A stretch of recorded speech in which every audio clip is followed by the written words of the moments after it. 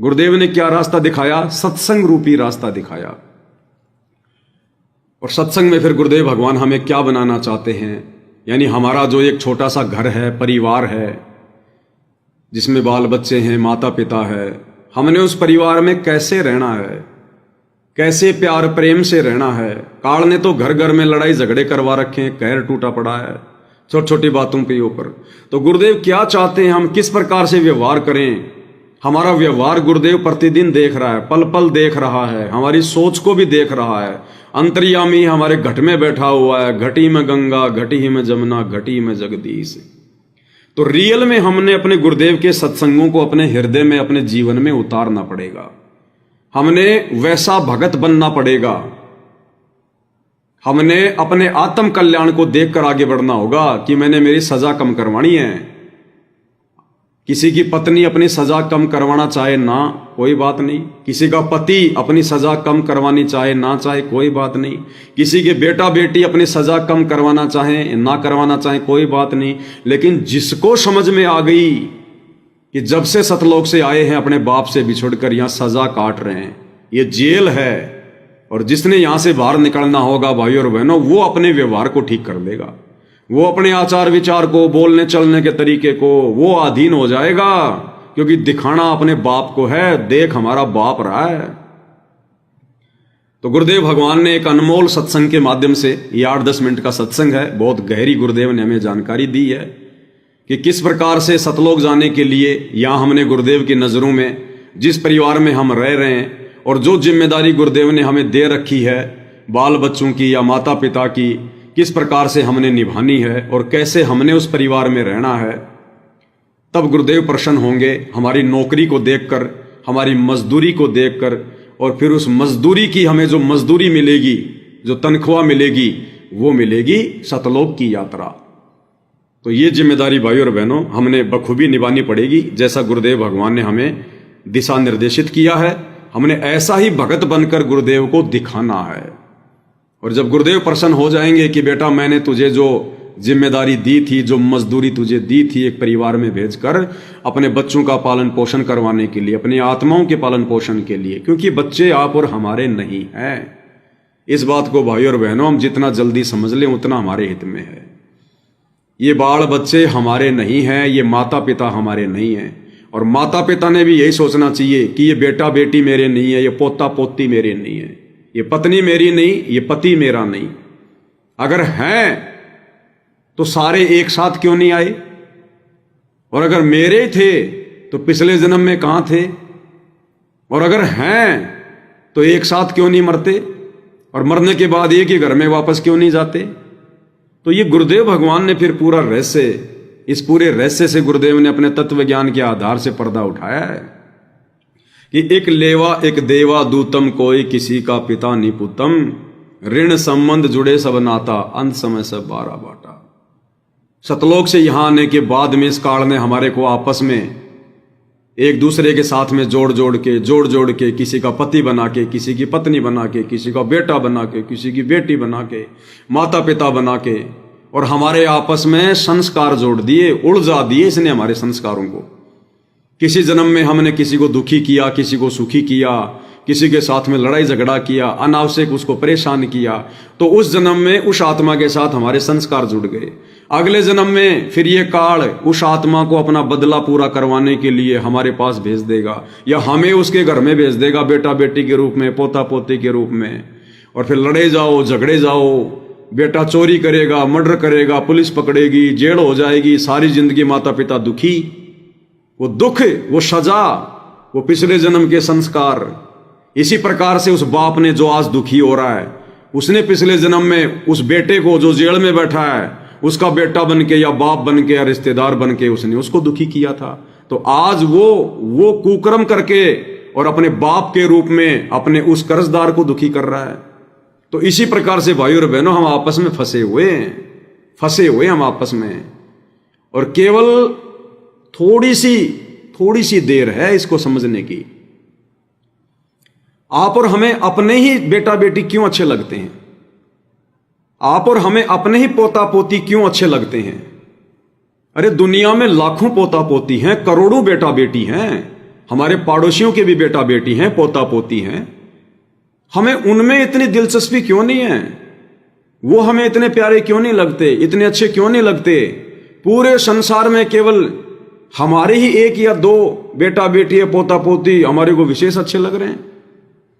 ये है विष्णु का शतोगुण, ये है काल का भयंकर जाल। ये इस बात को दर्शाता है कि अभी हम मोह ममता में बंधे हुए हैं, अभी हम मोह ममता में बंधे हुए हैं। भले हमने कितना तत्व ज्ञान सुन लिया, कितना हम गुरु जी की भक्ति कर रहे हैं, लेकिन फिर भी अभी हम मोह माया में जकड़े हुए हैं। अब ये बेड़ियां कटेंगी गुरुदेव के ज्ञान से हमारे को समझ आएगी, और भक्ति से हमारे को शक्ति मिलेगी, प्रेशर बनेगा, और एक समय फिर ऐसा आ जाएगा हमें इनकी कोई चिंता नहीं होगी, क्योंकि हम हकीकत से परेशान हो जाएंगे कि भाई मैं तो नौकर हूं, नौकर, मेरे को तो परमात्मा ने इन आत्माओं की जिम्मेदारी दी है, मेरे को तो मजदूरी दी है, ये बेटा बेटी पोता पोती तो परमात्मा के हैं, मैं तो केवल नौकर हूं, और मुझे तो अपनी नौकरी करनी है। और भक्ति के प्रभाव से फिर हमारे अंदर इतनी शक्ति उत्पन्न हो जाएगी, फिर हम इस जाल में नहीं फंस पाएंगे, और निश्चिंत हो जाएंगे हम कि पूरा परिवार भक्ति कर रहा है, और जैसे मेरा नंबर आ गया सतलोक जाने का, इनका भी नंबर आ जाएगा। जाएंगे कहां? अब भगवान की पकड़ में आ गए, और एक बार जो भगवान की पकड़ में आ गया फिर परमात्मा उसको छोड़ता नहीं। गुरु जी का विधान है, किसी न किसी जन्म में उसको जरूर पार करेगा।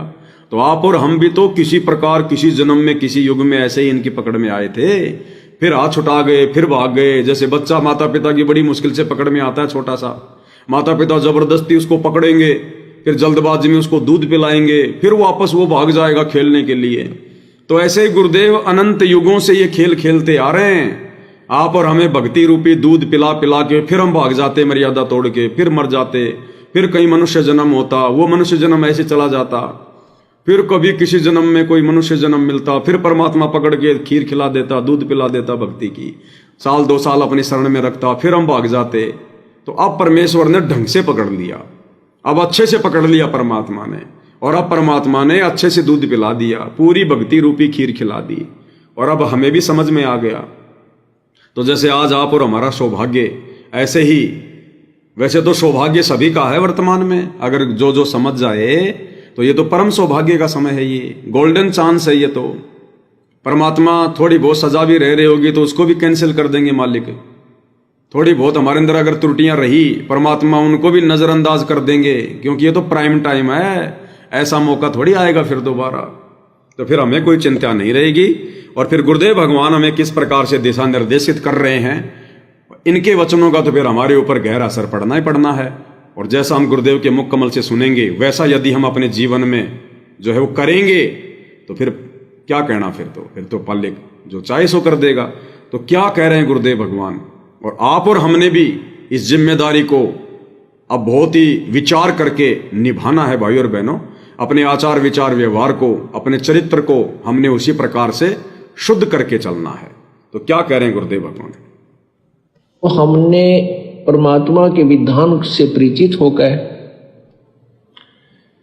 इन सब नातों का जो भी आपकी भूमिका है, जो भी आपका रोल दिया है, उसको निभाना है।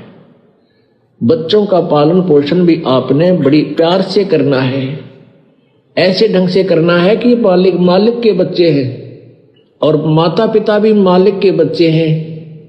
आपकी ड्यूटी है बुढ़ापे में इनकी सेवा करना, इनको प्यार दे। बूढ़ा आदमी प्यार का भूखा होता है, प्यार तो बोल पड़े बस उसने, वो भूखा भी रह जाएगा। उसको पता है कि तेरी सटेज ऐसी होगी, जो मिल जाए वो खा ले, चुप करके नखरे मत करे। और नहीं करते हैं जो समझदार होते हैं। तो गुरुदेव भगवान हमें कह रहे हैं, हमें समझा रहे हैं, ये बात बोलकर, कौन सी बात बोलकर? माता पिता ने भी क्या करना चाहिए बुढ़ापे में। जब माता पिता की आयु हो जाती है, वृद्ध हो जाते हैं, तो बुढ़ापे में उनको भी बिल्कुल नीची गर्दन करके, क्योंकि बूढ़े आदमी की तो वैसे कोई डिमांड नहीं होती बुढ़ापे में, जैसा दोगे वैसा खा लेता है, जैसा कहोगे वैसा पहन लेता है, उसकी अपनी कोई इच्छा नहीं होती है। और दूसरा, बूढ़े आदमी को फिर ये विचार भी कर लेना चाहिए कि अगर तू कुछ 3 2 5 भी अगर करेगा तो बच्चे तेरी मानने वाले नहीं हैं। तो इससे अच्छा है अपना टाइम पास कर ले चुपचाप, जैसा मिल रहा है खा ले, जैसा पहनने को मिल रहा है पहन ले। ये समझदारी होती है वर्दों की, बूढ़ों की। और जिनके बेटा बेटी उपदेशी हैं, जिनके माता पिता भी उपदेशी हैं, फिर उनके घर में तो फिर इस प्रकार की कोई नौबत फिर आती नहीं है। तो गुरुदेव भगवान क्या कह रहे हैं एक बार फिर से सुनिएगा, क्योंकि बीच में नेट वगैरह थोड़े डाउन हो गए थे। क्या कह रहे हैं परमात्मा? तो हमने परमात्मा के विधान से परिचित होकर इन सब नातों का जो भी आपकी भूमिका है, जो भी आपका रोल दिया है, उसको निभाना है। बच्चों का पालन पोषण भी आपने बड़ी प्यार से करना है, ऐसे ढंग से करना है कि मालिक के बच्चे हैं और माता पिता भी मालिक के बच्चे हैं। आपकी ड्यूटी है बुढ़ापे में इनकी सेवा करना, इनको प्यार दे। बूढ़ा आदमी प्यार का भूखा होता है, प्यार तो बोल पड़ा बस उसने, वो भूखा भी रह जाएगा। उसको पता है कि तेरी सटेज ऐसी होगी, जो मिल जाए वो खा ले चुप करके, नखरे मत करे। और नहीं करते हैं जो समझदार होते हैं, तो उनको क्या कह रहे हैं गुरुदेव भगवान कि जो बूढ़े बूढ़ी समझदार होते हैं वो बुढ़ापे में नखरे नहीं करते। वो चुपचाप जैसा खाने को मिल जाता है खा लेते हैं, जैसा पहनने को मिलता है पहन लेते हैं। और चुपचाप उनको ज्ञान होता है इस बात का कि तूने तो अपना टंटा कटवाना यहां से, अपनी लेके माड़ा जैसा भी है, दिन रात अपने सुमरण में प्रभु के चिंतन में लगे रहते हैं। तो एक छोटा सा संकेत है भाई और बहनों। देखो वर्तमान में तो जो भाई बहन युवा हैं, जो परिवार के मुखिया हैं, 40-50 साल की जिनकी उम्र है, तो जिसकी 40 या 50 साल तक की उम्र होती है, उनके बच्चे लगभग उनके अधीन होते हैं। जैसा वो कहेंगे बच्चे वैसा ही कर लेंगे, क्योंकि उस समय तक बच्चे अपने पैरों पर खड़े नहीं हो पाते, माँ बाप के अधीन होते हैं।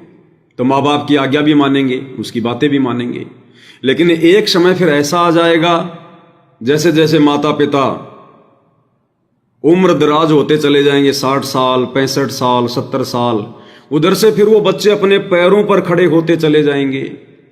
और फिर वो परिवार की जिम्मेदारियां, वो समाज की जिम्मेदारियां, वो सारी जिम्मेदारियां फिर वो बच्चे अपने कंधों पर ले लेते हैं। तो गुरुदेव भगवान हमें शिक्षा दे रहे हैं, हम भक्तों ने विचार करना चाहिए। भले हमारे बच्चे उपदेशी हैं या उपदेशी ना हों, लेकिन आगे चलकर बुढ़ापे में हम भगत भाई बहनों ने अपने बच्चों के किसी भी कार्य में बीच में कोई टांग नहीं अड़ानी चाहिए। अगर हम भक्ति कर रहे हैं तो 2 टाइम की रोटी हमें गुरुदेव भगवान ने दिलानी है। वो जरूरी नहीं है कि गुरुदेव अपने बच्चों से दिलवाएगा। परमात्मा 100 छल छिद्र करके ना जाने कहां से क्या करवा देगा, उन्हें रास्ता बनाने की जरूरत नहीं है। इतना विश्वास हमें भी होना चाहिए। तो हमने उन बच्चों के कार्यों में बीच में टांग नहीं अड़ानी चाहिए, क्योंकि वो जो कर रहे हैं अपनी सोच आधार से कर रहे हैं। वो जैसा कहें हमने वैसा ही मान लेना चाहिए कि ठीक है बेटा, अब तुम समझदार हो, भली भांति सब कुछ जानते हो, और जो तुम करोगे अच्छा ही करोगे। और अगर वो भगवान की शरण में है बच्चे, तो फिर तो परमात्मा साथ देगा उनका। अगर मर्यादा में रह के भक्ति कर रहे हैं तो परमात्मा उनके काम को बिगड़ने नहीं देगा। तो वैसे भी आप पूर्ण भगत भाई बहनों ने बुढ़ापे में कोई चिंता नहीं करनी चाहिए। और सबसे बड़ी चिंता तो हमने केवल अपनी भक्ति की मर्यादाओं की होनी चाहिए। तो फिर आगे चलकर बुढ़ापे में जैसा हमें खाने को मिल जाए, नाक नहीं चढ़ाना कि मैं तो सुबह सुबह 2 प्रकार की सब्जी खाया करता था, मैं ये किया करता था, मेरे को तो ढंग के कपड़े भी पहनने को नहीं देते, खाने को टाइम पे मुझे खाना भी नहीं देते। कुछ नहीं, चाहे 1 टाइम खाना मिल जाए। पहली बात तो हम भगत, और भगत तो बिल्कुल अपने आप को दास भाव में रख के परमात्मा का कुत्ता समझ के कि कुत्ता हूं गुरुदेव का, पवन दास का नाम, गले प्रेम की जेवड़ी, जहां खैचो तहां जाऊं। और तो करो तो बावड़ूं, दूर दूर करो तो जाऊं, जो राखूं त्यों ही रहूं, और जो देवो सो खाऊं। यानी परमात्मा जिसके माध्यम से जो हमें खिलाएगा, जो हमें पिलाएगा, रूखा सूखा या गीला, हमने फिर उसी में संतुष्ट रहना है।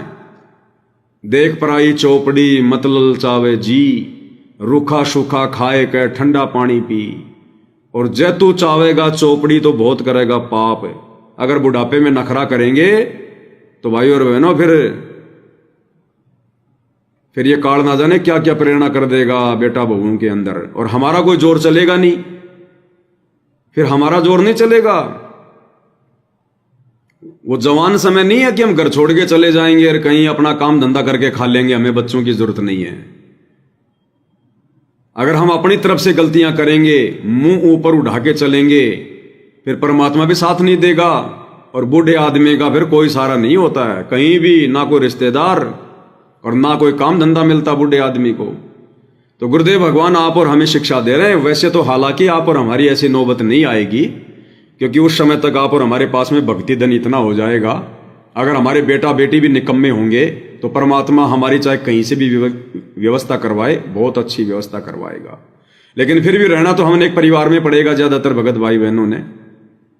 भाई एक आध की तो मान लो परमात्मा जैसे तैसे करके कहीं और व्यवस्था करवा देगा, थोड़े बहुत की तो, बाकी तो अपने परिवार में रहना पड़ेगा ना। तो हमने शिष्टाचार से रहना पड़ेगा, अपने आप को परमात्मा का दास समझ के, जो है कुत्ता समझकर, और उस परिवार के ऊपर एक बोझ समझकर। बोझ, जो आदमी किसी के अधीन होता है ना, जिसकी मजबूरी होती है, खुद कोई काम धंधा नहीं कर सकता, और यदि वो किसी के वहां रह रहा है तो फिर वो ज्यादा नखरे नहीं करता, जैसा रूखा सूखा मिल जाता है खा लेता है, अपना भगवान के भजन में अपने काम में ध्यान रखता है। तो आप और हम भगत भाई बहनों ने भी बिल्कुल उसी प्रकार से आधीन विनम्र दास भाव, ना किसी के प्रति मन में दोष पैदा करना, बच्चे चाहे कुछ भी कहें, बहू चाहे कुछ भी कहे, ज्ञान आधार से ये सोचकर कि भाई मेरे और इसके पिछले कोई संस्कार हैं, ये तो खाली मेरे को बातों के बाण मार रही है, खाली जुबान के तीर मार रही है, मैंने तो ना जाने इसको कितना मारा होगा, पीटा होगा, जो गुरुजी ने आज हल्का कर दिया, खाली इसकी जुबान के तीरों से मेरा काम चल रहा है और अपना टाइम पास। तो कहने का मतलब है जैसा हमें गुरुदेव रखें, हमें उन्हीं हालातों में रहना है, और टारगेट केवल हमारा मोक्ष होना चाहिए कि परमात्मा कब मेरी भक्ति पूरी हो, कब मेरी सजा का दिन पूरा हो, और कब मेरी आंखें आपके विमान को देखें और मैं सतलोक जाऊं। तो आप और हम भगत भाई बहनों ने इस भाव से भक्ति करनी है, और ये भाव भाई और बहनों बनेंगे कब? बुढ़ापे में वही आत्माएं इस भाव में रहकर शांत रह सकती है, प्रसन्न चित्त रह सकता है, जिसने समय रहते इन बकवादों से छुटकारा पा लिया होगा। इसलिए वर्तमान में हम भगत भाई बहनों ने उसी प्रक्रिया को अपनाना है, क्योंकि उसी प्रक्रिया में हमने बुढ़ापे में आना पड़ेगा, बुढ़ापे में रहना पड़ेगा। बुढ़ापे में कोई हमारे को महंगे महंगे मोबाइल नहीं लाके देगा, महंगे महंगे कपड़े नहीं लाके देंगे, हमारे को मनचाहा भोजन नहीं मिलेगा। तो उस समय फिर हम इन चीजों को सोचकर, देखकर, विचार करके ज्यादा दुखी ना हो। इसलिए हमने वर्तमान जवानी के समय में गुरुदेव भगवान के ज्ञान को आधार बनाकर इन बकवादों से दूरी बनानी पड़ेगी। हमने उसी प्रकार से रहना है, इस ज्ञान को आधार बनाकर, बिल्कुल नॉर्मल तरीके से, दुनिया वालों को देख के नहीं चलना, कंपटीशन में जिंदगी नहीं जीनी। वो परिवार ऐसे सुख से रह रहा है, उसका बेटा ऐसे पैसे कमा रहा है, उनके घर में ऐसे ठाठ बाट है, 56 प्रकार के पकवान बनते हैं, आए दिन तरह तरह की मिठाइयां बनती है, उनके लोग महंगे महंगे कपड़े पहनते हैं। तो हमने वर्तमान में ही अपने मन के ऊपर काबू पा लेना है, गुरुदेव के ज्ञान को आधार बनाकर, सोच विचार करके। और जब हम वर्तमान में ऐसे चलेंगे, अधीन होकर, विनम्र होकर, ना संसार की तरफ देखेंगे, ना दुनिया वालों की तरफ देखेंगे। कोई अगर बहुत अच्छा खा रहा है, पी रहा है, किसी के घर में ठाठ बाट है, तो भाई भगवान ने उसकी भक्ति के प्रतिफल में उसको ठाठ बाट दिए हुए हैं। हम क्यों ईर्ष्या करें, हम क्यों जलन करें, हम क्यों जलें? अगर भगवान ने उसको देना है तो देगा परमात्मा, हम क्यों अपने कर्म फोड़ें? हमारे भाग्य में जैसा है रूखा सूखा भगवान हमें दे रहा है, तो हमने संतोष करना होगा। युवा अवस्था में गुरुदेव के ज्ञान को आधार बनाकर भक्ति के सारे, हमने हवा में नहीं उड़ना, अंधेरे में तीर नहीं मारना। कहते हैं ना, जितनी चद्दर हो उतने पैर फैलाने पड़ेंगे। तो जब हमारी युवा अवस्था से ही हमारी ऐसी आदत बन जाएगी, न संसार को देखेंगे, न दुनिया को देखेंगे, कौन कितना धनवान है, कौन कितना संपन्न है, किसका बड़ा मकान है, किसकी बड़ी कार है, नहीं। हमने तो अपने आप को अपने गुरुजी का कुत्ता समझकर, दास समझकर कि परमात्मा बिल्कुल अपने चरणों से लगा के रखना, दुनिया की तरफ हमारा ध्यान भी ना जाए, और नॉर्मल जीवन जिएंगे, साधारण सा मकान बनाकर जिएंगे, जैसा रूखा सूखा मिल जाएगा खाएंगे, ज्यादा चटपटे के चक्कर में नहीं पड़ेंगे, जैसा पहनने को मिल गया पहन लेंगे।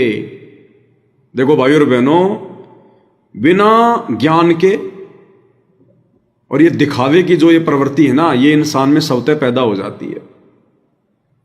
हम लोग क्या सोचते हैं कि मैं बहुत महंगे कपड़े लेके आऊंगा, 10,000 वाली शर्ट लेके आऊंगा, 10,000 वाले जूते लेके आऊंगा, और क्या होता है उनके मन में कि लोग देखेंगे। भाई और बहनों, हम कितने लोगों के कपड़ों की तरफ देखते हैं, और हमने क्या एक बार भी किसी के कपड़ों की तरफ देखकर यह विचार किया कि इसकी शर्ट 5,000 की होगी, 10,000 की होगी? कभी विचार किया हमने? कभी नहीं किया। तो फिर हम क्यों मूर्ख बन रहे हैं? हम क्यों फिर लोगों की देखा देखी महंगे महंगे कपड़े, महंगे महंगे जूते लेके आ रहे हैं कि लोग देखेंगे? अरे कौन देखेगा? और देख भी लिया तो तेरा क्या हो गया उससे? पैसे तो तेरे लगे नालायक है। उसने किसी ने देख भी लिया और मान लो तेरी तारीफ भी कर दी कि यार बहुत बढ़िया शर्ट लाया, तो तेरे अंदर तो मान बड़ाई भर के चला गया वो, तेरे को तो गुब्बारे की तरह फुला के चला गया। वो शर्ट के पैसे तो तूने देने पड़े, और उसके वाहवाही करने से बता तेरा क्या फायदा हुआ? तो कोई नहीं देखता हमारे कपड़ों की तरफ, कोई नहीं देखता हमारे जूतों की तरफ। हम कितने लोगों के कपड़ों की तरफ देखते हैं, हम कितने लोगों के जूतों की तरफ देखते हैं। तो ये केवल एक मन का भ्रम होता है, काल हमारे को भ्रमित रखता है, भ्रमित। तो ये गुरुजी के ज्ञान को आधार बनाकर, और हम तो गुरुजी को अच्छे लगने चाहिए, हमने तो गुरुजी प्रसन्न करना है। तो गुरुजी प्रसन्न होगा भक्ति से, मर्यादाओं से, हमारे आचार विचार व्यवहार से, हमारी आधीनी से, हमारे दासातन से। गुरुजी 50,000 के जूते पहन लोगे, गुरुजी प्रसन्न नहीं होता। गले में सोने की चैन पहन लो, गुरुजी प्रसन्न नहीं होता। ये दिखावे से प्रसन्न नहीं होता परमात्मा। और गुरुदेव के सत्संग में कहते हैं कि बच्चों, तुम अंदर से भगत बनो, अंदर से। ये परमात्मा बाहर का दिखावा नहीं देखता। बाहर से जो तुम दिखावा करते हो ना भगत बनने का, ये परमात्मा वो नहीं देखता। तुम अंदर से कितने चार्ज हो चुके हो, तुम अंदर से कितने भगत बने हो, परमात्मा वो देखता है। तो आप और हम भगत भाई बहनों ने उस बुढ़ापे के समय में अपने व्यर्थ के सोच विचारों वाले उन दुखों को दूर करने के लिए वर्तमान युवा अवस्था से ही हमने उसी भाव में चलना है। सिर्फ अपने गुरुदेव को देखना है और अपने आत्म कल्याण को देखना, बस। तो गुरुदेव भगवान यही संकेत कर रहे हैं और कह रहे हैं कि जो समझदार होते हैं, जो बूढ़ा बाडी, वो फिर इस प्रकार की बातें नहीं करते, फिर वो फिर अपना टाइम ही पास करते हैं चुपचाप। क्या कह रहे हैं भगवान, एक बार फिर से सुनिएगा ध्यान से। करना है ऐसे ढंग से करना है कि मालिक के बच्चे हैं और माता पिता भी मालिक के बच्चे हैं। आपकी ड्यूटी है बुढ़ापे में इनकी सेवा करना, इनको प्यार दे। बूढ़ा आदमी प्यार का भूखा होता है, प्यार तो बोल पड़े बस, उसने वो भूखा भी रह जाएगा। उसको पता है कि तेरी सटेज ऐसी होगी, जो मिल जाए वो खा ले, चुप करके नखरे मत करे। और नहीं करते हैं जो समझदार होते हैं, तो नहीं करते हैं जो समझदार होते हैं। वो गुरुदेव कह रहे हैं वो बूढ़ा बूढ़ी नखरे नहीं करते, बुढ़ापे में विशेष कोई डिमांड नहीं करते, जो समझदार होते हैं। अब समझदार भाई और बहनों, इस ज्ञान आधार से हो जाएगा। बिना ज्ञान के भी बूढ़ा बूढ़ी जलेंगे, मरेंगे, ऐसे ही सड़ेंगे, अंदर ही दुखी, क्योंकि उनको पता है कि तुम कुछ कह तो सकते नहीं तो 2 टाइम की रोटी और नहीं मिलेंगी। तो अंदर ही अंदर वो बूढ़ा बूढ़ी मरते रहते हैं, वो सड़ते रहते हैं, वो दुखी होते रहते हैं। लेकिन आप और हम अपने गुरुदेव के ज्ञान को आधार बनाकर, हमारे अंदर कोई इच्छा नहीं रहेगी ऐसी, और फिर हमारा परिवार पूरा का पूरा परमात्मा के चरणों में होगा। और फिर गुरुदेव भगवान कहते हैं कि तुम्हारी भक्ति के कारण, अगर मर्यादा में रह के भक्ति कर रहे हो, और मान लो तुम्हारे बच्चों ने भी अगर नाम नहीं ले रखा है, तो भी परमात्मा तुम्हारी भक्ति के कारण, तुम्हारे इन पुण्यों के प्रभाव के कारण, तुम्हारे उन अनुपदेशी बेटा बेटी के हृदय में भी परमात्मा जो है वो दया भर देगा। तुम्हें कुछ भी उल्टा सीधा कहने से पहले वो जो है भयभीत हो जाया करेंगे कि कहीं अगर मेरे माता पिता की आत्मा दुख गई तो मैं तो कहीं का नहीं रहूंगा। भगवान रुष्ट हो जाएगा। परमात्मा इतनी दया भर देगा उन बेटा बेटी में भी, क्योंकि भाई और बहनों यहां सब कुछ पाप और पुण्य के हिसाब से चलता है, सब कुछ पाप और पुण्य के हिसाब से। तो परमात्मा हमारे पुण्यों की तो वृद्धि करवा रहे हैं हमें भक्ति देकर। तो जब हमारे पुण्य बढ़ेंगे तो हमारे बेटा बेटी भी परमात्मा के दबाव में, परमात्मा के हुक्म से और हमारी बुढ़ापे में वो सेवा करेंगे, हमें किसी चीज का भाव नहीं होने देंगे, हमें दुखी नहीं होने देंगे। इसलिए परमात्मा कहते हैं जो बूढ़ा बूढ़ी समझदार होते हैं ना, वो फिर ज्यादा नखरे नहीं किया करते, अपना सिंपल तरीके से जैसा मिल जाए वैसा। सिंह बोल पड़ो इतना ही काफी होता है। कोई वस्तु की चाह करते हैं तो तुरंत हाँ अवश्य करेंगे, माता पिताजी अभी करते हैं, चाहे 2 दिन लेट भी हो जाए पर बोला राजी, इतने में खुश हो जाया करेंगे। और जब बच्चे हैं आपके तो बच्चों का भी आपने पालन पोषण करना इस दृष्टिकोण से चाहिए कि तेरे ये भगवान के बालक हैं, उस सच्चे मालिक के बच्चे हैं और हमारी ड्यूटी दे दी, हम इनके सेवक हैं। जैसे एक नौकरानी रखी जाती है, घर पे नौकरानी रखी जाती है और उसकी ड्यूटी लगा दी कि इस पुत्र की या पुत्री की, बेटा और बेटी है मेरी, उस मालिक ने नौकर रख ली और इनकी ड्यूटी लगा दी, उनका पैसा दे दिया कि ये इनका सामान है, इसको खाना खिलाना है, कपड़े पहनाने हैं, इस प्रकार इनको नहलाना धोना है और स्कूल छोड़ के आना है, विद्यालय ले जाना है और लाना है। अब वो बहन, वो नौकरानी या नौकर उस मालिक के बच्चे जानकर उन बच्चों की अपने बच्चों से भी ज्यादा केयर टेक करता है। और जब उसको निकाल दिया जाता है, नौकरी से निकाल दिया जाता है, तो मुड़ के नहीं देखता फिर उन बच्चों की तरफ।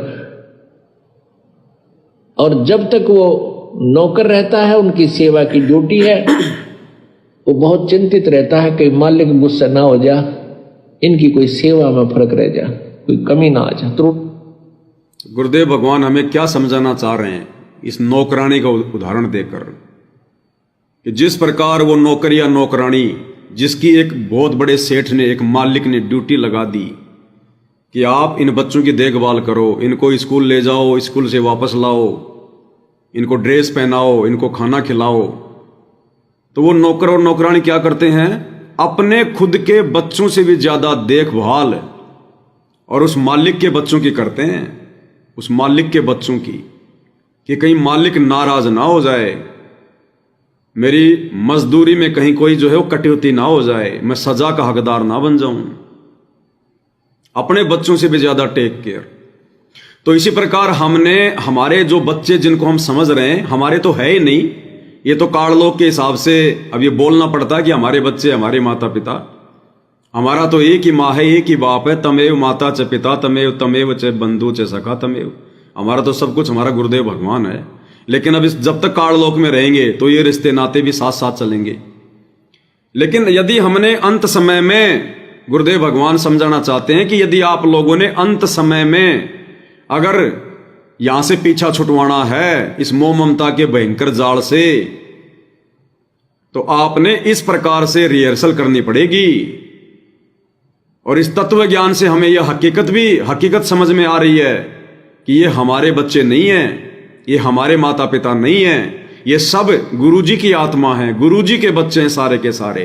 काल ने आपस में हमें संस्कारों में बांध रखा है, माता पिता बेटा बेटी पति पत्नी के रूप में। और हमने तो गुरुजी के बेटा बेटी समझ कर कि गुरुजी ने मुझे जिम्मेदारी दे रखी है।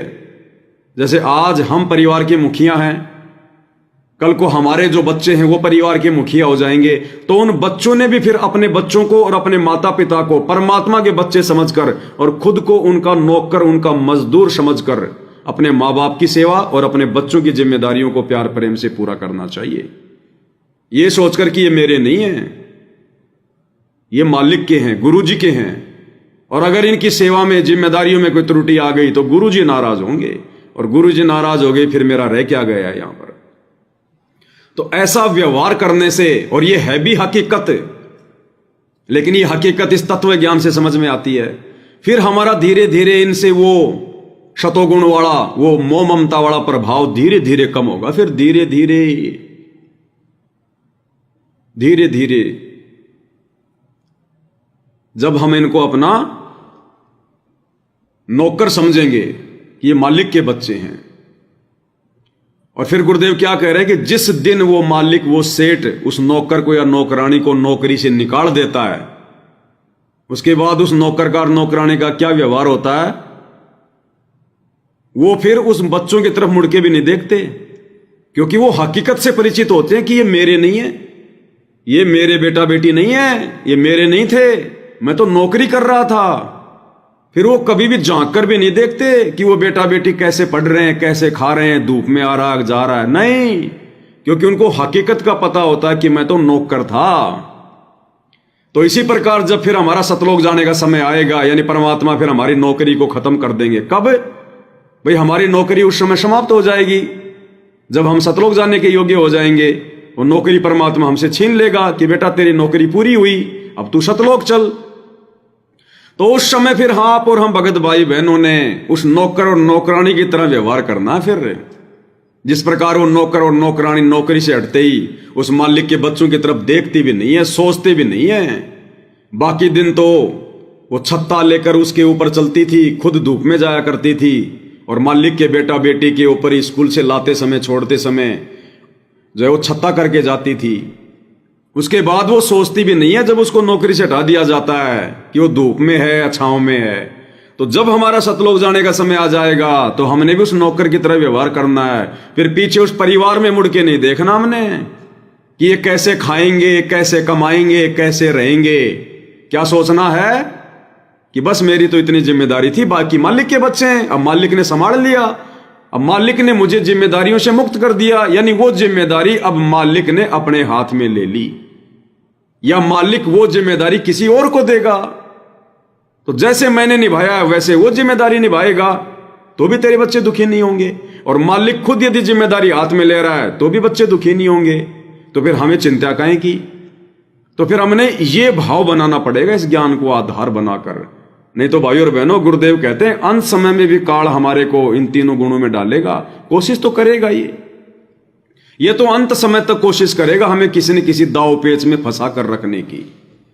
और परमात्मा भी बार बार यही समझाते हमें, रया क्यों मोह ममता में सोए जगत में जीवन है दिन दोय। रया क्यों मोह ममता में सोए जगत में जीवन है दिन दोय।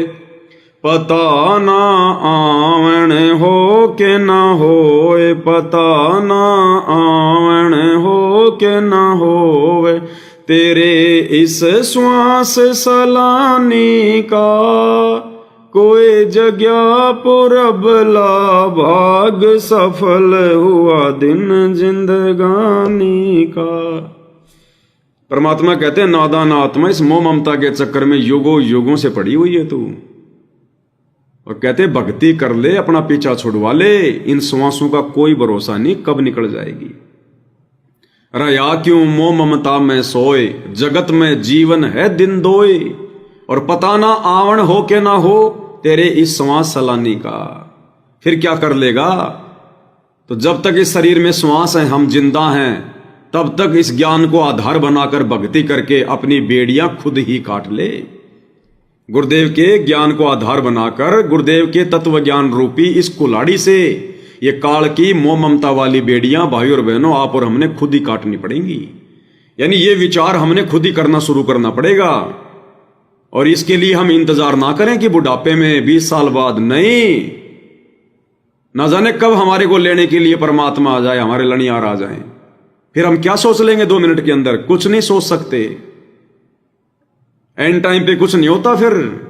तो हमने तो अभी से ये तैयारी करके बिल्कुल रेडी रहना है कि जिस दिन गुरुजी कह देंगे कि चल बेटा सतलोक, हमने पीछे मुड़ के भी नहीं देखना, हमने सारी तैयारी बना के रखनी है।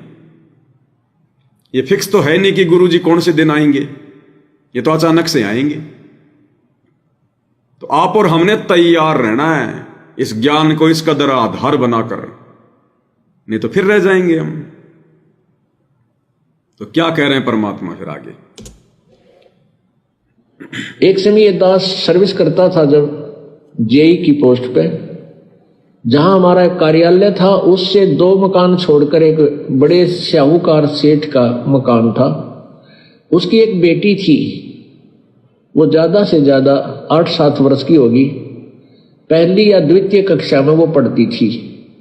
और उस लड़की का विद्यालय वहां से ज्यादा 1000 फुट होगा, 1000-1500 फुट की दूरी पर था। तो उस मालिक ने उस बेटी के लिए कोई साधन नहीं लगा रखा था, कोई रिक्शा वगैरह नहीं ला रखी थी, थोड़ी दूरी पर था। उस नौकरानी से कह रखा था कि आप इसको सुबह छोड़ आना, नवा धवा के कपड़े ड्रेस पहना के, और जब इसकी छुट्टी हो ले आना। वो उसको ऐसे ही प्रतिदिन लेकर जाती थी और छुट्टी होते ही उसको ले आती थी, पैदल ही लाती थी। गर्मियों के दिन, ये मई का महीना, उसने एक छोटी सी छाता ले रखा उस नौकरानी ने, स्वयं तो धूप में और उस छोटी सी बच्ची के ऊपर छाता लिए हुए, और वो धूप में आ रही है, उस बच्ची पर, मालिक की बेटी पर छाता किए हुए है और लेकर आ रही है। यानी इतनी सेवा, इतनी अपने पंचुअल थी अपनी सेवा में। और जब उसको नौकरी से निकाल दिया, फिर उसने उधर झांक कर भी नहीं देखा कि मेरी ड्यूटी अभी तक थी और इतना कर्तव्य था, ये मैंने ठीक निभाया।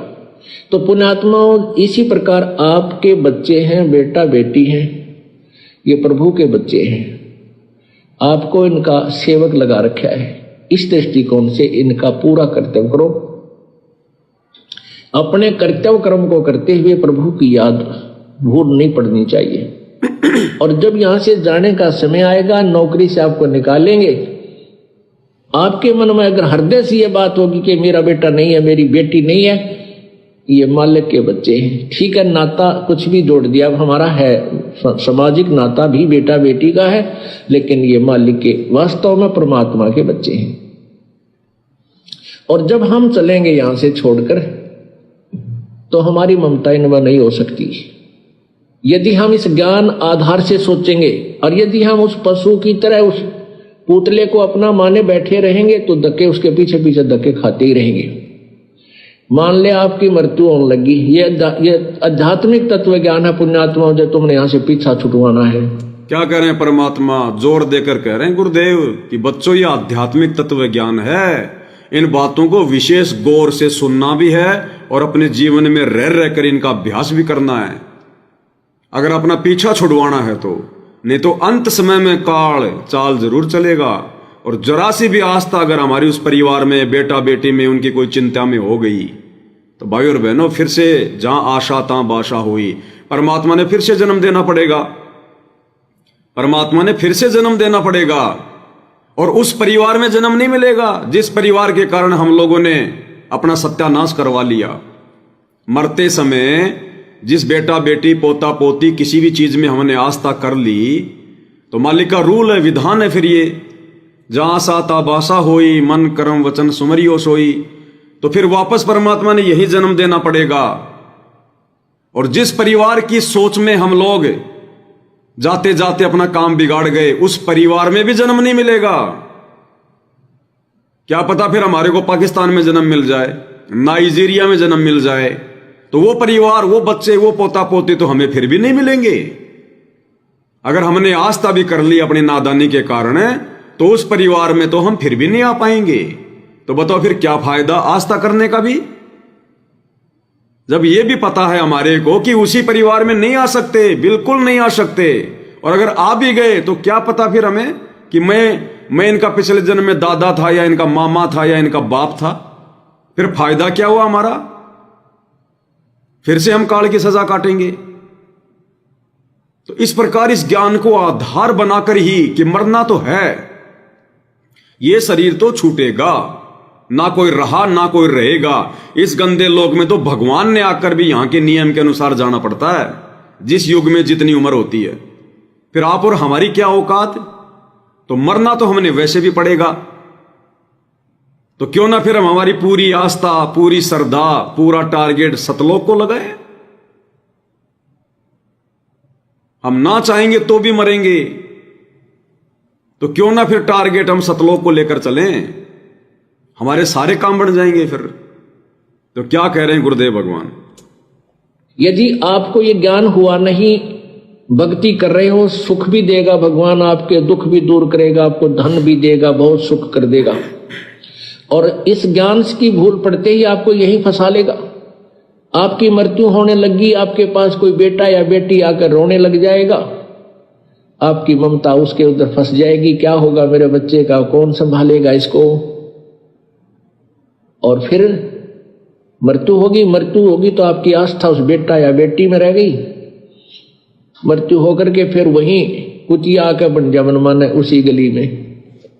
कितनी गहरी बात कह रहे हैं गुरुदेव भगवान। ये काल के जाल बता रहे हैं गुरुदेव कि काल अंत समय में हमारे को फंसाने के लिए, हमें धोखा देने के लिए किस प्रकार से अपनी चाल चलेगा। हमारा कोई पोता पोती, क्योंकि पोता पोती को थोड़ी वो तत्व ज्ञान हो जाएगा,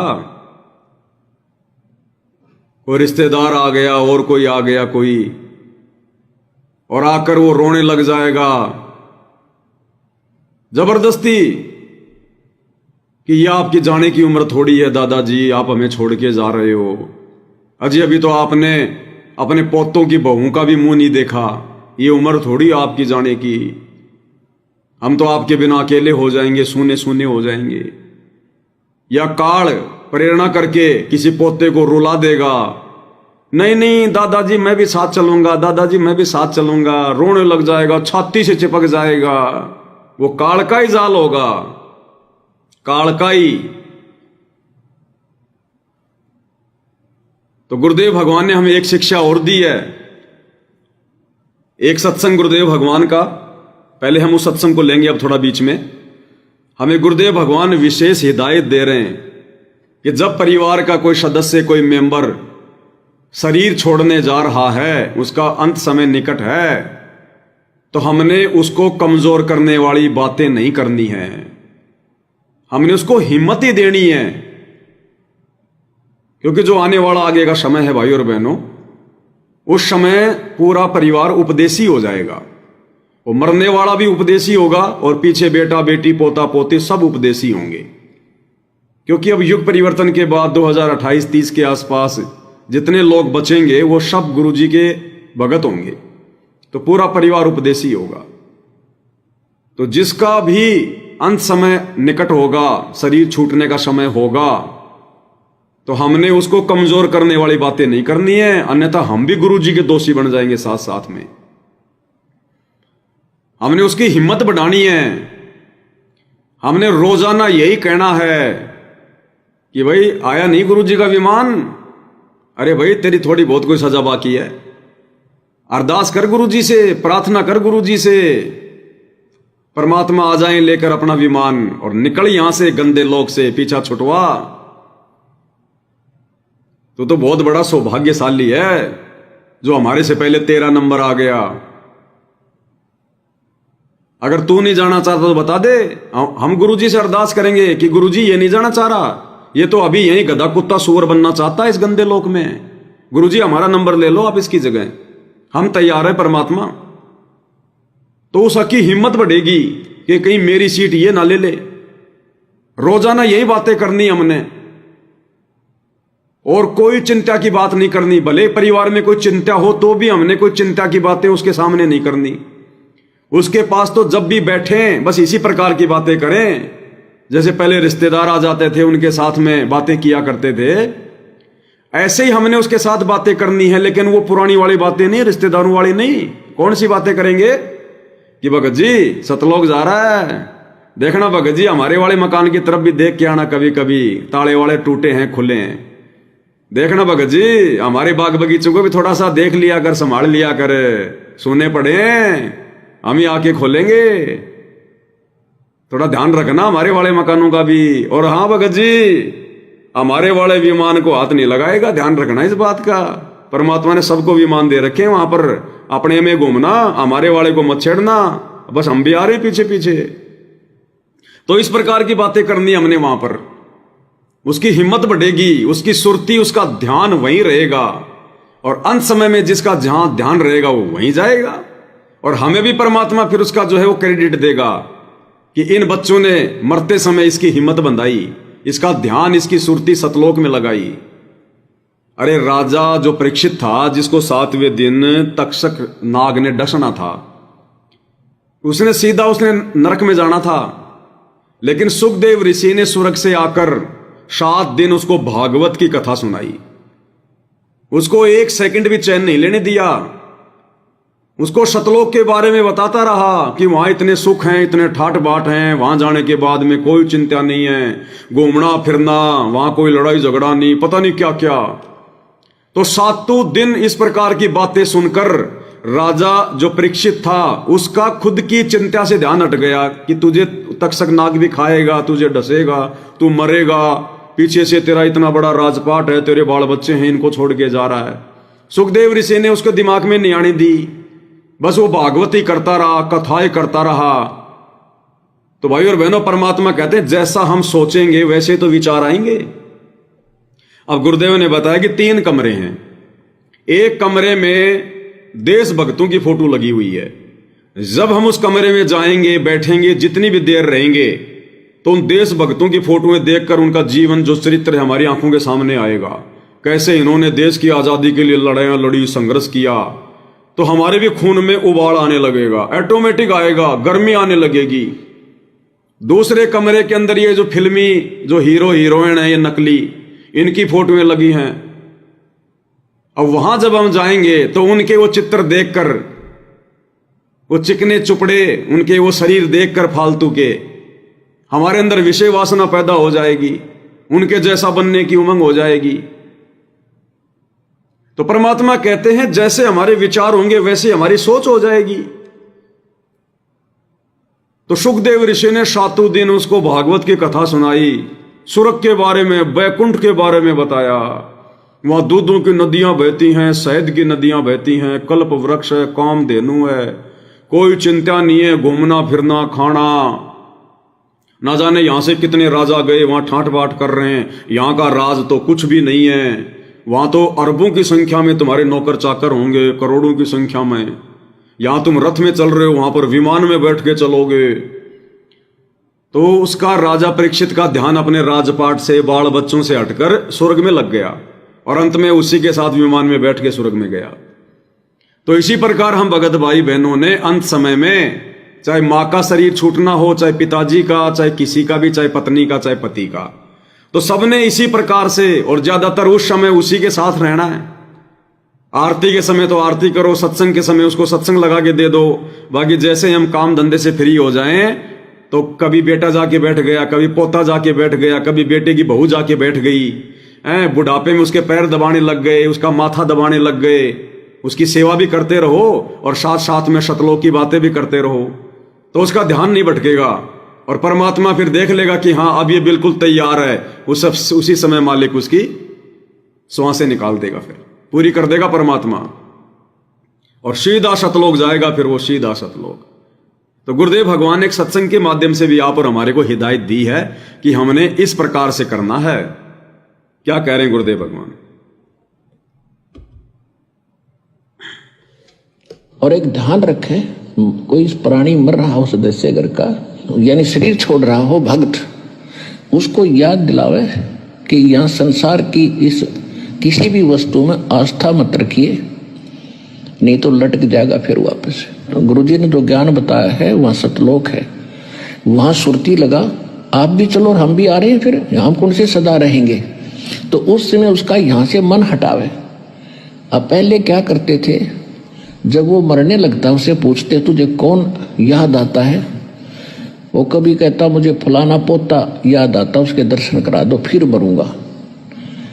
वो पोता ने बुला लेते हैं, फिर वो मर जाता है। यानी वो आस्था फिर वहीं रहेगी, वापस वहीं आकर उस पोते का मनमाना भैंस बनकर खड़ा हो जा, या कुत्ता बनकर गली में आकर बैठ जाएगा उस पोते के, और पोता मारेगा सिर में लठ। फिर तो ये बात आपने याद रखनी। तो गुरुदेव कह रहे हैं बच्चों, ये बातें आपने याद रखनी है, ये सामान्य सत्संग नहीं है। गुरुजी की एक लाइन भी सामान्य नहीं होती है, बस वो समय कब आएगा उसको समझने का, वो बात अलग है। तो अब हम वापस चलते हैं भाई और बहनों, परमात्मा जिस प्रकार से हमें दिशा निर्देशित कर रहे हैं वह डाल दी, नीचे डाल दी। अब क्या कह रहे हैं गुरुदेव फिर? मैंने उसी गली में तो, और फिर मृत्यु होगी तो आपकी आस्था उस बेटा या बेटी में रह गई। मृत्यु होकर के फिर वहीं कुतिया आके बन गया, माने उसी गली में, या कुत्ता बन गया, बूढ़े शहर से पट्टे करता रहेगा। फिर बेटे भी ना मिलने, ना बेटियां दौड़ बैठ सकता। एक परिवार ने खीर बनाई थी, खीर का पात्र था, उसमें सर्फ पड़ गया, पड़ते ही वो मर गया, अंदर बैठ गया नीचे। वहां उनकी एक पालतू कुत्ती थी, मतलब जैसे वैसे पाली हुई नहीं थी, गली में घूमती फिरती, आ जाती, बैठ जाती, उसको रोटी राटी डाल देती, वो वहां बैठ जाती थी। तो उसने क्या किया, वो सारी खीर पंजे के साथ खिंडा दी, वह डाल दी, नीचे डाल दी। उधर से घरवाला ने देखा कि इसने तो भाई कमाल कर दिया, आज तक ये ऐसी गलती नहीं करती थी, आज तक इसने बड़े बड़ा भोजन का नाश कर दिया। उसका तुम्हारा लठ वह तो गई ट्या ट्या करती। फिर वो खीर को संभालने लगे, बाहर नीचे पड़ी थी, वो तो पड़ी थी, अंदर झांक कर देखा उसमें कितनी बच रही है, उसमें काला सांप सर्प अंदर पड़ा। और फिर उस पूरे परिवार ने खुशी बनाई को हो, इस कुतिया ने तो हमारा परिवार बचा दिया। फिर उसने ल्याओ पकड़ के वो आगे न भाजे को डर लठ लग गया। फिर किसी से पूछा, भाई ये कोई वैसे ही कोई मौत होती है? एक व्यक्ति आ गया जो थोड़ी बहुत भविष्य की या बैक की जाने था, उससे पूछने लगे कि ये क्या कारण है, इसने आदमी भी नहीं कर सकता, ऐसा काम कर दिया इस कुतिया ने। तो उसने बताया तेरी दादी थी, या तेरी दादी थी पहला है, और इसकी आस्था भैया मरन लगे जब थारे में रहेगी, या कुतिया बन गई। और अच्छी पुण्यात्मा थी, पहले भी दयालु थी, और जो तुरंत मनुष्य जोनी से पशु जोनी में आता है, उसमें थोड़ी बहुत लक्षण अच्छे होते हैं। जैसे कई कुत्ते हैं बड़े समझदार, मनुष्यों की तरह ही सारे काम कर देते हैं, वो तुरंत मनुष्य जोनी से आए हुए होते हैं। तो पुण्यात्मा, फिर आप वहां कुत्ते बन का बैठोगे? तो अध्यात्म, यदि आपने इस विद्यालय में प्रवेश पाया है, पहले इसका उद्देश्य समझ लेना। इस विद्यालय का उद्देश्य है आपका यहां जन्म मृत्यु से सदा के लिए झंझट छुटवा देना। यानी गुरुदेव भगवान कह रहे हैं कि पुण्यात्माओं, हमारे से उपदेश लेने के बाद आपका केवल एक ही टारगेट है, दूसरा कोई मकसद मत समझ लेना। चाहे तुम्हें भूल पड़े ना पड़े, चाहे कितना समय हो जाओ, लेकिन इस भक्ति पर लगने का हमारा केवल एक ही टारगेट है कि किसी न किसी तरह हमने यहां से पीछा छुड़वाना है, पीछा। और पीछा छुड़वाने के लिए रह रह के हमने इस ज्ञान के ऊपर विवेचन करना होगा कि गुरुजी हमें किस प्रकार से छुड़वाएंगे, कैसे कैसे हमने भी सावधानी रखनी पड़ेगी। हमारा टारगेट केवल एक ही होना चाहिए। और कल को देखो हम भक्ति कर रहे हैं, अब भक्ति कर रहे हैं, टारगेट तो हमारा मोक्ष है, लेकिन इस भक्ति के प्रतिफल में कल को हमारे को परमात्मा यहां का धन भी देगा, यहां का सुख भी देगा। लेकिन उस धन में और सुख में फिर हमने उलझ के नहीं रहना। टारगेट हमारा वो ही रहना चाहिए कि मैंने तो पीछा छुड़वाना है, पीछा। इसलिए परमात्मा जल्दी से अपने भक्तों को, जब तक ये ज्ञान उनके हृदय में नहीं समा जाता है, जब तक वो भगत ज्ञान की गहराई में नहीं पहुंच जाता है, तब तक परमात्मा जल्दी से भगत को धन नहीं देता। क्योंकि परमात्मा का टारगेट हमारे को सेठ बनाना नहीं है, हमारे को सतलोक लेकर चलना है। और ये माया, ये पैसा, ये धन, ये संपत्ति, ये धीरे धीरे हमारे भाव बिगाड़ देती है। ये फिर हमारे को काल की व्यवस्था में ही फंसाने का काम करेगी। पैसा और क्या करेगा? फिर पैसा आते ही बकवास शुरू होंगी, दुनिया की देखा देखी काम शुरू हो जाएगा। पहले फटे पुराने कपड़ों में काम चला रहे थे, सबसे पहले कपड़े लाओ, जूते लाओ, हैं? पहले मोटरसाइकिल से काम चल रहा था, 4 व्हीलर ले आओ, अपना तो बड़ा परिवार है, गाड़ी चाहिए। अरे पहले भी तो काम चल रहा था उस परिवार का बिना गाड़ी के, लेकिन अब घर में वो माया आ गई, अब वो माया जबरदस्ती नौटंकी करवाएगी। इसलिए परमात्मा भक्तों को ज्यादातर धन से दूर ही रखते हैं। तो गुरुदेव कह रहे हैं चाहे कुछ भी हो जाए, चाहे तुम सेठ बन जाओ, चाहे कितने धनी बन जाओ तुम, लेकिन बच्चों तुम्हारा टारगेट वही होना चाहिए। जिस दिन तुम इस भक्ति पर लगे थे ये सत्संग सुनकर कि मैंने तो अपना आत्म कल्याण करवाना, मैंने तो मोक्ष करवाना है, ये धन धान्य से परिपूर्ण तो ना जाने मैं कितने जन्मों में रह चुका हूं। गुरुदेव कहते हैं कोटि जन्म तू राजा की न्या मिटी न मन की आशा, और भिक्षुक होकर दर दर घूम्या मिला ना निर्गुण राशा। करोड़ों बार तो हम राजाओं के जन्म प्राप्त कर चुके हैं। तो ये बातें भी हमारे को साथ में ध्यान में रहनी चाहिए। अगर रह गए तो ना ये धन काम आएगा, फिर वापस इसी काल की व्यवस्था में सड़ेंगे, फिर इसी प्रकार से फिर ना जाने कब संभालेगा परमात्मा। तो चाहे कुछ भी हो जाए, हम कुछ भी धनी बन जाएं, कुछ भी सेठ बन जाएं, लेकिन इस ज्ञान की भूल नहीं पड़ने देनी है। हमारा जो टारगेट है, हमारा जो मिशन है, अब की बार 84 से पार, अब की बार 84 से पार। और हमारे इस मिशन के बीच में यदि कोई माया आएगी, संपत्ति आएगी, तो हमने उसको भी अनदेखा कर देना है कि नहीं चाहिए, नहीं बनना मेरे को सेठ, नहीं बनना मेरे को मंत्री, मेरे को तो मोक्ष करवाना है। मैं तो शतलोक में जाकर सेठ बनूंगा, मैं तो शतलोक में मंत्री पद लूंगा, यहां नहीं बनूंगा मैं। हमारा टारगेट वही होना चाहिए जिस दिन हम गुरु जी के शरण में आए थे, इस ज्ञान को समझकर। बीच में काल भूल भुलैया डालेगा, लेकिन ये ज्ञान ही हमारा सारा बनेगा। इसलिए गुरुदेव कहते हैं सत्संग ना चाहते हुए भी सुनते रहना चाहिए। सत्संग ढाल बनेगी, ढाल। ये काल जो हमारे ऊपर जो तीर मारेगा ना, सत्संग ढाल का काम करेगा, हमारा बचाव करेगा। इसलिए समझा रहे हैं गुरु। और सतलोक में वहां भेज देना जहां कभी दुख नहीं, कभी मृत्यु नहीं, कोई रोग नहीं, कोई कोड नहीं, कोई आपदा नहीं आती, किसी चीज का अभाव नहीं, जहां हम पहले रहते थे। अब जब तक आप मालिक के चरणों में रहोगे तो यहां का सुख तो आपको मिलेगा। आपके भाग्य में ना होगा तो भी दाता आपको देगा। ये दयालु है, ये समर्थ है, इसके पास फुल पावर है। और फिर आपकी मृत्यु तो होगी, क्योंकि यहां तो कोई रह ही नहीं सकता। इस मिट्टी के खिलौनों में कितने दिन रह सकता है? 1000 वर्ष तक भी जीवित रह कर देख लिया ऋषियों ने अपनी अटकलों से, आखिर में फिर मृत्यु हुई। यहां तो मृत्यु होगी। वो दिन तो डेफिनेटली आओगा जिस दिन आपने यहां छोड़ना ही पड़ेगा, चाहे कितना काम रह रहा हो। आज जो स्थिति आपकी है, यदि आप इसको अभी से सेट करके चलोगे, गुरुदेव कह रहे हैं यदि आप अभी से इसको सेट करके चलोगे, अभी से सेट करके कि मैंने तो जाना ही सतलोक है, उसी हिसाब से अपना प्रोग्राम सेट कर लो कि मैंने मोह ममता के जाल को भी काटना है, मैंने काल की किसी जाल में भी नहीं फंसना है। तो गुरु जी कहते हैं अभी से सेट करके चल लो, ना जाने कब आ जाए परमात्मा विमान लेकर, फिर 2 मिनट में सेट नहीं हो पाएगा।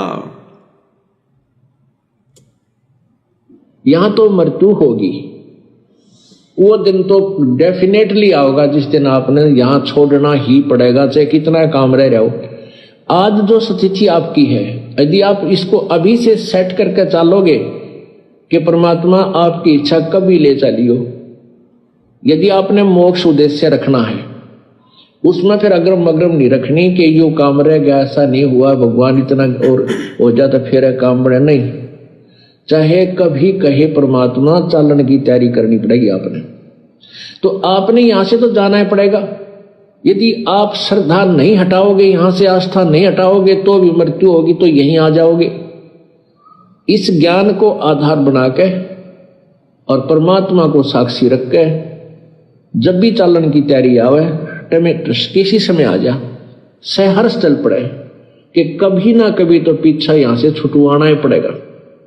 और वो मौका आ जा चुका है, इसलिए उस मौके को हम क्यों चूके? ऐसा मौका फिर दोबारा हाथ लगे ना लगे कोई जरूरी थोड़ी है। इसलिए भाई और बहनों, परमात्मा कहते हैं अपने आप को सेट कर लो। ये मत देखो मैं तो 60 साल के बाद में सतलोक जाऊंगा या बुढ़ापे में जाऊंगा सतलोक। गुरुजी कहते हैं कभी भी आ जाए परमात्मा, तुमने तो अपने आप को सेट करके रखना है। अगर तुमने आज ही अपने आप को सेट नहीं किया, इतना विचार नहीं किया, इतने तैयार नहीं हुए, और अगर तुमने बुढ़ापे पे छोड़ दिया, तो बुढ़ापे में फिर तुम कौन से सेट हो जाओगे? बुढ़ापे में सोचोगे अभी तो मैं 10 साल और जीऊंगा, अभी तो 5 साल और जीऊंगा, मैं तो भक्ति कर रहा हूं, मेरा तो स्वस्थ शरीर है। गुरुजी कहते हैं 100 साल तो जीऊंगा। फिर हम कभी भी अपने आप को सेट नहीं कर पाएंगे। परमात्मा कहते हैं काल करे सो आज कर, और आज करे सो अब, पल में परले होएगी, बहुर करोगे कब? 1 सेकंड में सांस निकल जाएगी, फिर क्या कर लेगा बाद में। और ये होगा कब भाई और बहनों? रह रहकर सत्संग, ज्यादा से ज्यादा गुरुदेव का सुमरण और चिंतन मनन। और आप और हमारे ऊपर देख विशेष दया कर दी गुरुदेव भगवान ने। ये चिंतन मनन नहीं हो रहा है, ये जो साध संगतियां हो रही हैं, ये परमात्मा चिंतन मनन करवा रहे हैं हमारे से। ये बातें जो गुरुदेव अपने सत्संगों में कह चुके हैं सिंपल तरीके से, लेकिन हमने इन बातों को सीरियस नहीं लिया। अब परमात्मा उन्हीं पॉइंटों के ऊपर हमें सीरियस करना चाहते हैं कि तुम्हारा टारगेट क्या है। अपने टारगेट को ध्यान में रखो। तुम्हारा टारगेट यहां पर कोई जो है स्वर्ग में जाने का नहीं है, सेठ बनने का नहीं है, संसार की व्यवस्था में सड़ने का नहीं है।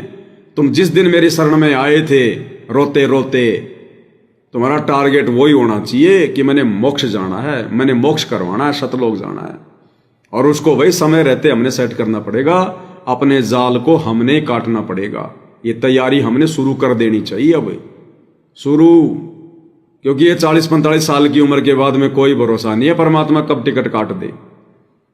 तो हमने बिल्कुल तैयार रहना कि जिस दिन गुरुजी विमान लेके आ जाएंगे, ये दास तो उसी दिन तैयार है। पैर में चप्पल भी नहीं है तो पीछे मुड़ के भी नहीं देखेगा। घर वाले भी कहेंगे कि दादाजी चप्पल तो पहन जाओ। भैया तुम ही पहनना भी ये चप्पलें, मैं तो सतलोक में पहनूंगा हीरे मोती लाल लगी हुई चप्पलें। हमने इस कदर दृढ़ होना पड़ेगा, तब जाकर बात बनेगी। जब तक खुद हम नहीं जागेंगे